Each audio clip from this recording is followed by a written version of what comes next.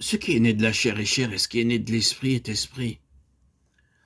La vie de l'esprit telle que nous la recevons à la nouvelle naissance est la plus grande réalité dont un enfant de Dieu est à tenir compte dans sa vie pratique.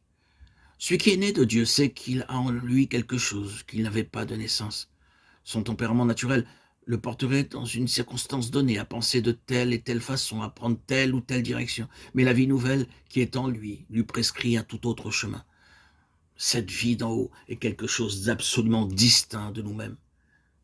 Elle a sa constitution propre, son existence propre, et pourtant, elle est en nous.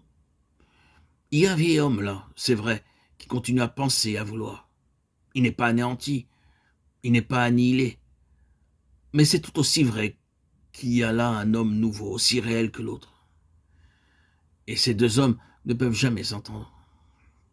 Ce sont deux personnalités nettement tranchées, absolument distinctes l'une de l'autre, tellement distinctes que nous avons réellement conscience de porter deux hommes en nous. Ce caractère absolument à part et sui generis du nouvel homme peut se comparer à la diversité qu'on trouve parfois dans des individus de nationalités différentes qui ont chacun leur genre de vie à eux. Si vous veniez en Angleterre ou en Écosse, vous observeriez peut-être dans la vie et la manière d'être des gens de chez nous des choses que vous ne feriez jamais vous-même, mais qui pour eux est tout naturel. Vous serez peut-être confondu par telle ou telle de leurs habitudes. Inversement, quand nous venons, nous, d'Angleterre chez vous, nous voyons des choses qui ne nous viendraient pas à l'idée de faire, même en rêve. C'est affaire de constitution, nous ne sommes pas faits de la même façon.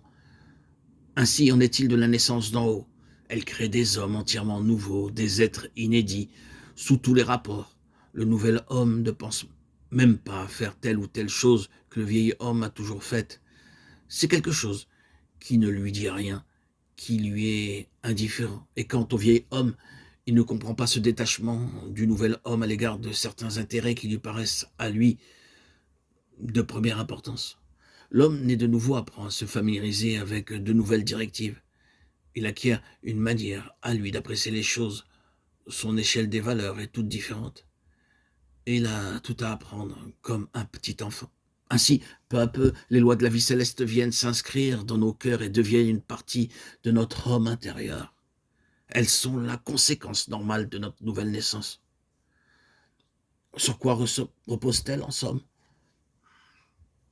Elle repose sur le fait que Dieu est un être absolument différent de ce que nous sommes nous. Il est absolument autre. Nos pensées ne sont pas ses pensées, ses voix ne sont pas nos voix. La différence entre l'homme naturel et Dieu ne peut se mesurer que par la différence qu'il y a entre la naissance d'en haut et la naissance d'en bas, la naissance naturelle. Dans les relations entre l'homme et Dieu, il y a une rupture. Le contact s'est perdu. L'homme naturel n'a plus rien qui le rattache à Dieu.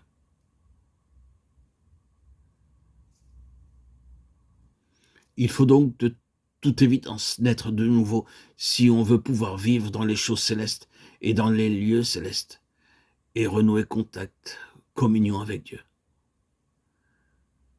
Si quelqu'un a saisi la grande vérité du royaume de Dieu sans que la loi de la nouvelle naissance ait exercé en lui ses effets, il se trouve alors dans le mensonge, dans une situation fausse. Nous devons pouvoir vivre dans le royaume de Dieu et nous y mouvoir comme dans un élément qui est fait tout exprès pour notre nature. Et c'est pour cela, frères et sœurs en Christ, bien-aimés, chers amis, qu'il est indispensable de naître de nouveau. Nous devons avoir en nous cet équipement céleste qui nous permettra de supporter l'atmosphère céleste.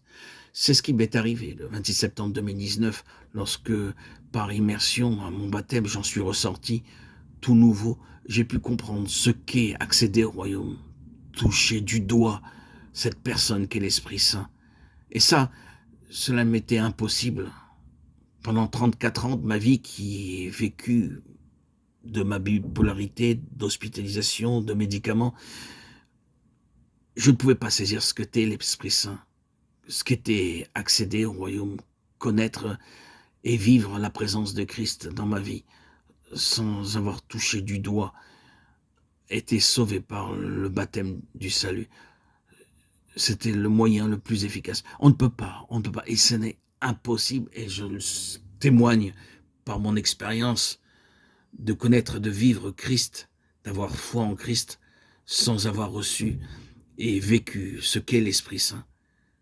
J'étais dans l'ignorance pendant plus de 34 ans, depuis ma préadolescence. Je lisais secrètement la Bible parce que, intuitivement, une intelligence émotionnelle me poussait à croire que Christ était le Sauveur. Je faisais secrètement la lecture de la Bible, la nouvelle parole, la nouvelle alliance à laquelle j'adhère aujourd'hui. Et par-dessus tout, je continuais mon judaïsme par rapport à mon mariage, ma femme, mes enfants.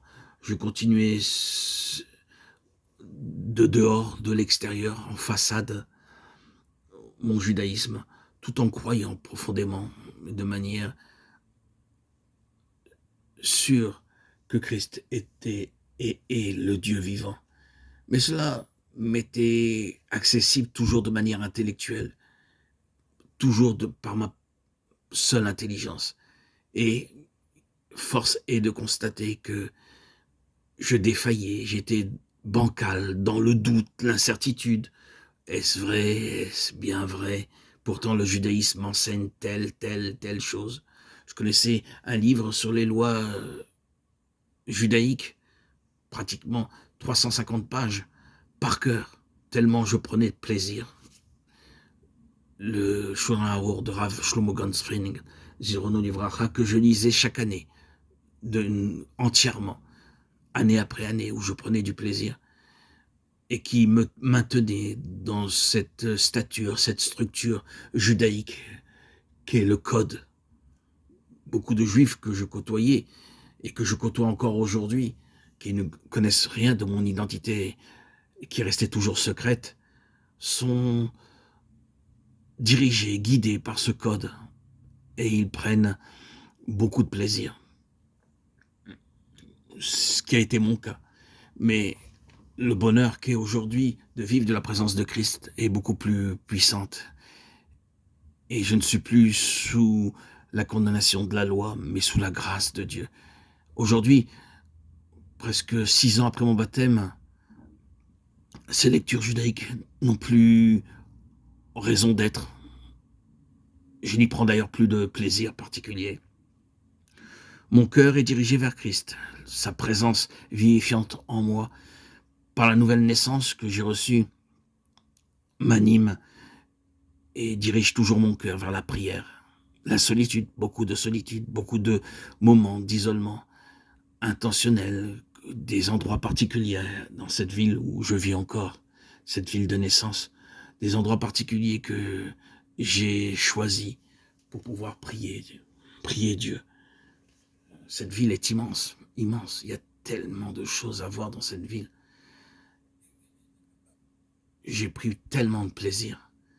Souvent, j'allais me déplacer ailleurs, et c'était une erreur.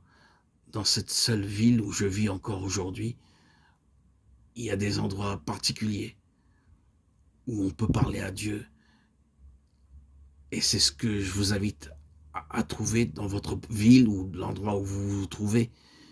Parlez à Dieu dans des endroits où les hommes, les gens, la circulation est réduite, où vous vous trouvez réellement en présence d'un vide. Et dans ce vide, la place se fait où Dieu s'offre à vous. C'est magique. Je fais ça maintenant depuis plus de 7 mois. Et c'est merveilleux.